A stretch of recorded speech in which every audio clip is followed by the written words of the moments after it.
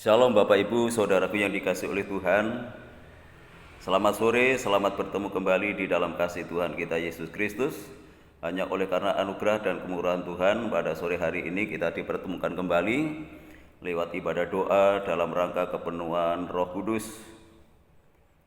Roh Kudus sangat kita perlukan di dalam kehidupan kita, karena kita menyadari akan segala keterbatasan hidup kita, akan segala ketidakberdayaan kita.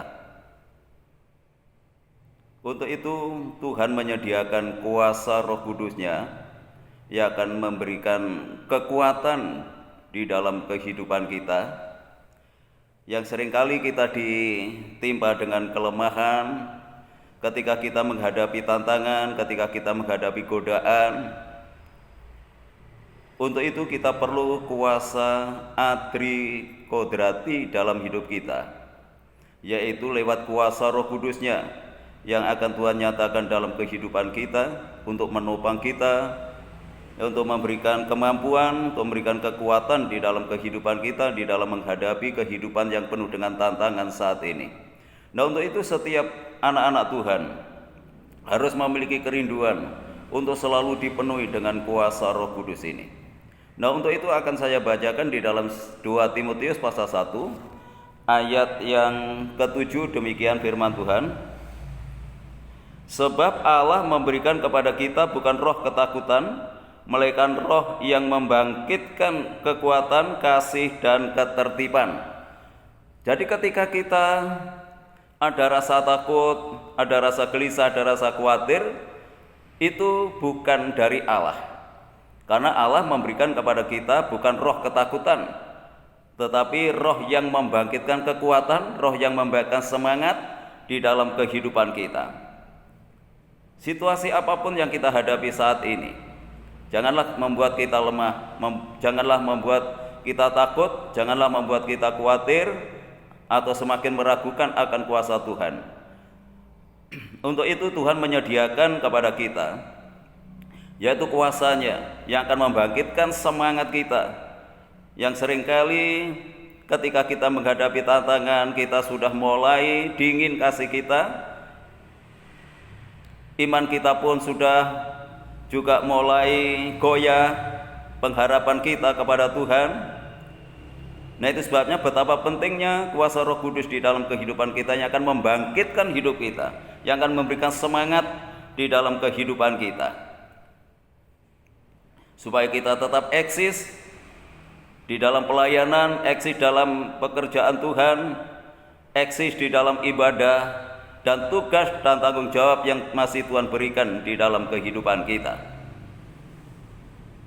Ketika Roh Kudus belum memenuhi murid-murid, saat itu pun murid-murid juga dilanda dengan ketakutan, karena di bawah tekanan.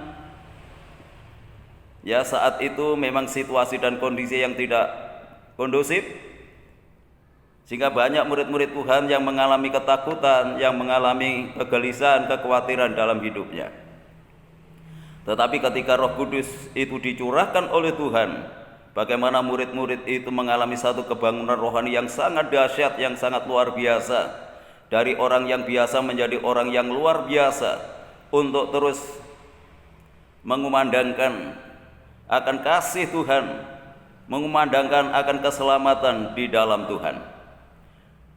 Dan biarlah apa yang dikerjakan oleh murid-murid saat itu juga kita kerjakan saat ini. Jangan pernah kita padam semangat kita untuk terus eksis di dalam pelayanan pekerjaan Tuhan, mengumandangkan keselamatan yang Tuhan anugerahkan dalam kehidupan kita, supaya semakin banyak orang yang diselamatkan. Yang kedua, membangkitkan kasih. Ya, kasih kita seringkali juga mulai dingin, mulai tawar, ya oleh karena situasi dan kondisi. Tetapi lewat Roh Kudus-Nya ini, Tuhan akan membakar kasih kita, akan semakin menyala-nyala dan mendorong kehidupan kita tidak lagi mengasihi dunia ini, tidak lagi mengasihi keinginan kita, tetapi justru sebaliknya, Roh Kudus akan membangkitkan kasih kita kepada Tuhan, menjadi anak-anak Tuhan yang mengasihi Tuhan lebih dari segalanya. Yang ketiga, bahwa Tuhan juga akan mengerjakan dalam hidup kita. Roh Kudus akan membuat kita menjadi seorang yang tertib di dalam setiap aspek kehidupan. Kita di rumah menjadi anak Tuhan yang tertib, kita di jalan menjadi anak Tuhan yang tertib, ketika kita di dunia marketplace, di sana pun kita juga menjadi anak Tuhan yang tertib. Dalam ibadah kita juga menjadi anak Tuhan yang tertib, karena itulah pekerjaan Roh Kudus yang membuat kita ini menjadi anak Tuhan yang tertib.